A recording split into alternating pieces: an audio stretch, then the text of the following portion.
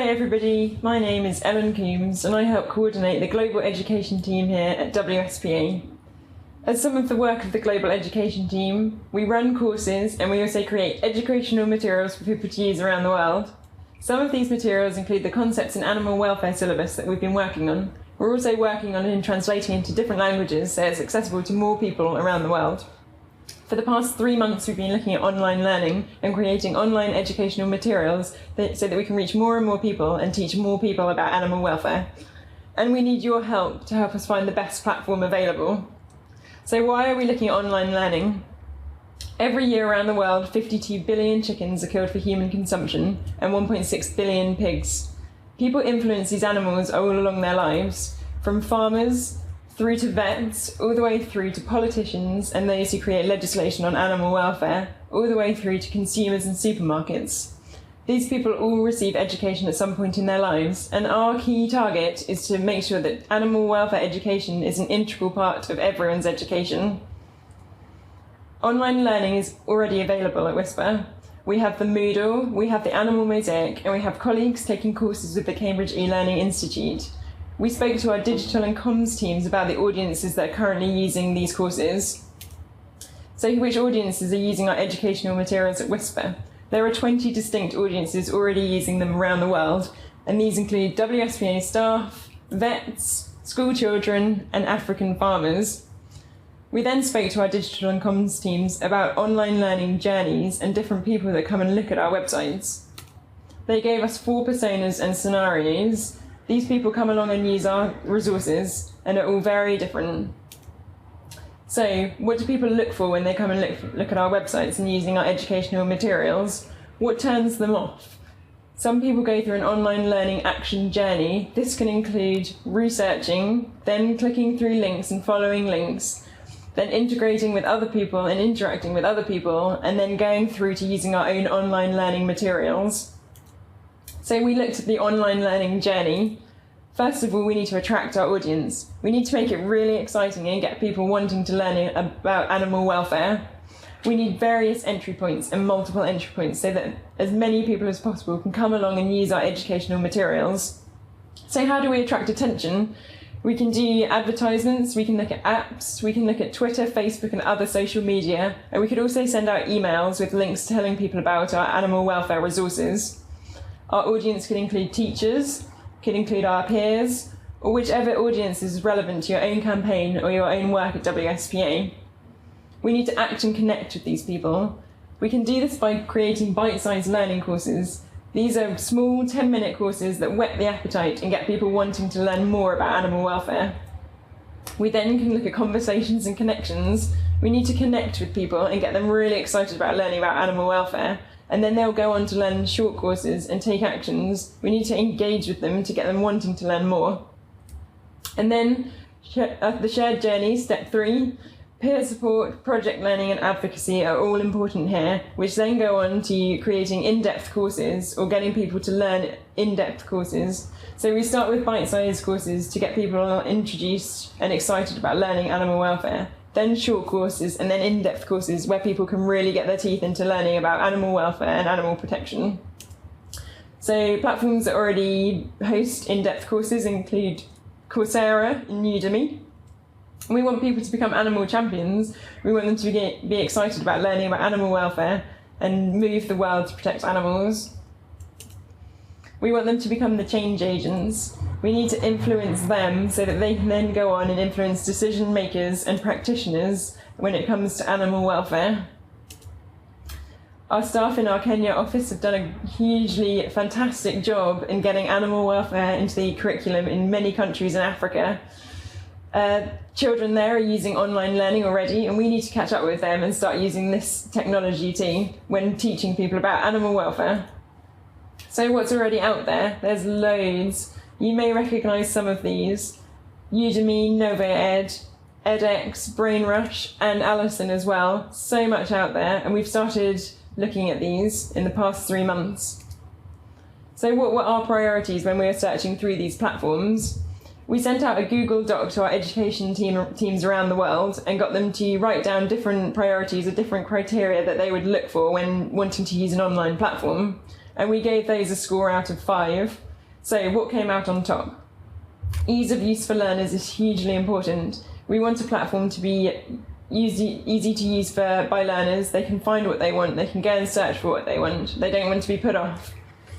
Quality of pedagogy was also really important. If we're going to host courses, we want them to be really well taught and to get the message across to our learners. Also, courses need to be open, free access to all potential learners. This increases our audience base and makes education more accessible for more people around the world. And then, can it be used in many different languages? We're an international organisation and we want to reach people all around the world. We want to use as many languages as possible.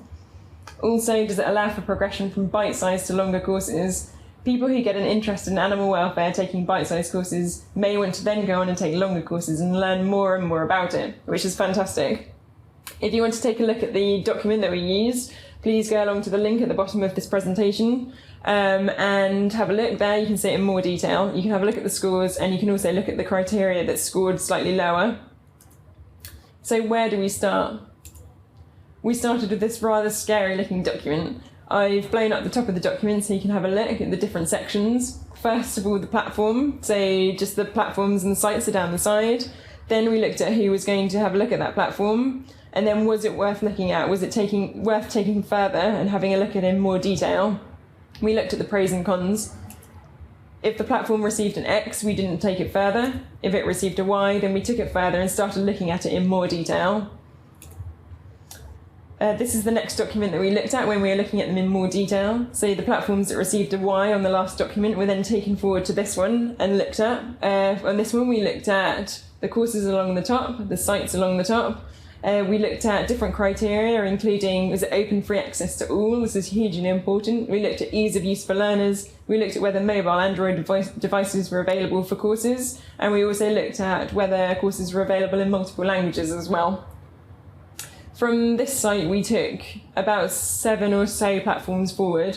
These were the platforms that received a 6.5 or more out of 10 in our overall score. Those that received less than 6.5 were not taken forward.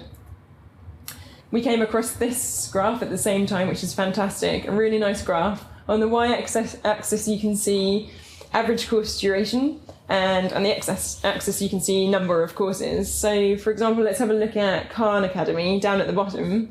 You can see, like we mentioned earlier, that Khan Academy has short 10-minute courses, so it ranks fairly low on the graph, but it has 10,000 courses available. This is a huge contrast to a platform such as NovoEd, which provides hardly any courses, but the courses it does provide are quite long, between 10 and 100 hours in duration. This is a really great illustration of the platforms that we were looking at the time. So who are our priority audiences? Again, we sent another Google Doc around to our education teams around the world and got them to give their input. We also looked at the current audiences that use educational materials from WSPA. So our priority audience for our next venture when it comes to online learning could be young people aged 5 to 15. How about education advisors or leaders? What about WSPA staff? Or we could look at pet owners and animal lovers, or we could also look at vets, both practicing and student vets. And further to this, another possible audience could be children vulnerable to bites from dogs or other animals. At this stage, we decided that our priority audience should be WSPA staff. So that's where we went from here.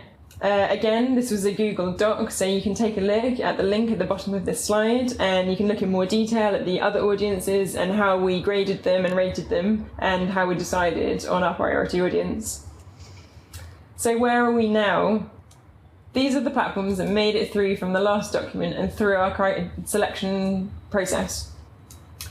So what we decided to do from here was to get one member of the education team to take a look at each site and to actually enroll on a course on that site. This was really helpful because when you actually enroll on a course, you get a good idea of pedagogy and how the site actually runs if you're a student on that site. So I decided to take a course on Udemy. Then this also gave us a good idea of understanding better which platforms and why. So Victoria took a course on Courses Direct. One of the great things about Courses Direct is that each student has a teacher and a service support team to themselves. So if you struggle on something academic or a part of your course, you can contact your teacher and they will help you straight away. Also, if you have a technical problem, then the service support team will help you there, so that's fantastic. But unfortunately, this comes at a price. Courses on Courses Direct cost around $900 each.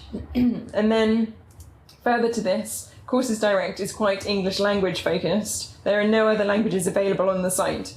Both of these cons really reduce the audience that would be able to access Courses Direct, which is something that we really didn't like. So at this stage, we dropped Courses Direct.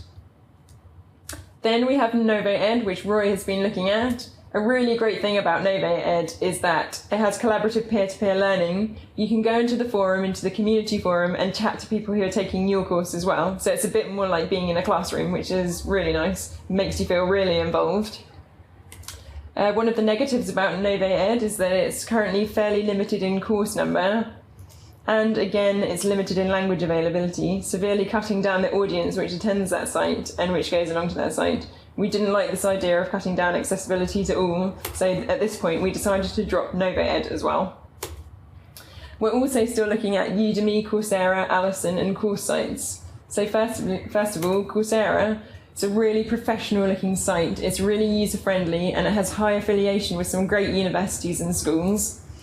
Udemy has quality pedagogy and a huge amount of courses and variety. It's a fantastic site. And then course sites, ability to switch between English and Spanish. Again, this is really important when we want to reach a wider audience. It also has quality courses from good schools, which is really important to some people when they want to take an online learning course. They want to know that it's a quality course with good affiliations. And then Allison as well, a great site that allows courses to be hosted in multiple languages, again reaching a much wider audience. 2.5 million people currently use Allison. There's a whole world of information out there. We even have the WSPA Moodle. We also have Animal Mosaic. Both of these already host educational materials. We also have edX available. This is a growing site that's linked with Google, so it already has quite a big user base. And then Khan Academy, as I spoke about earlier, a really great site with loads and loads of short 10-minute courses that really whet the appetite and explain things in great detail. Then we have YouTube. I'm sure we've all used YouTube at some point or another. It has a couple of great educational materials on there as well. Everything from learning how to knit through to learning how to play the piano.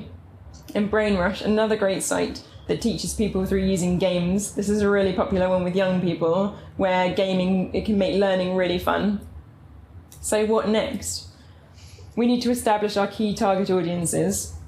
We need to contact sites about potential partnerships. If we're really interested in a platform, we need to make sure that they'd be interested in us as well and in hosting our educational materials. Then we need to gain a finalised idea of the platforms that we wish to utilise, and we can do this with your help. You can tell us about the platforms you've used that we may have missed, and this will be so helpful. Then we're going to be preparing our online advocacy course for our internal audience. All of this, all the time with animal welfare in mind. So how can you help us? We want to know if you've had a good experience with online learning and which platform you've used. Equally, we want to know if you've had a bad experience and other platforms that you've used as well. Are there platforms that we've missed out? Please tell us about them. We also want to know if you need an education programme. Do you need an education programme for your own campaign or your work that you do here at WSPA? If so, we'd love to know that as well. And if it could go online, then even better. Please join the debate at the Animal Mosaic, go along to the community forum, then go along to the education forum, and we'd love to hear from you. Come and join the discussion on online learning. Finally, thank you for listening today. I'd really appreciate it if you got in touch with any questions that you may have or any platforms or suggestions that you may have as well. Please contact me at my WSPA email or contact the education team on their WSPA email as well. It'd be great to hear from you. Thank you so much, and we'll be in touch with our next stages soon.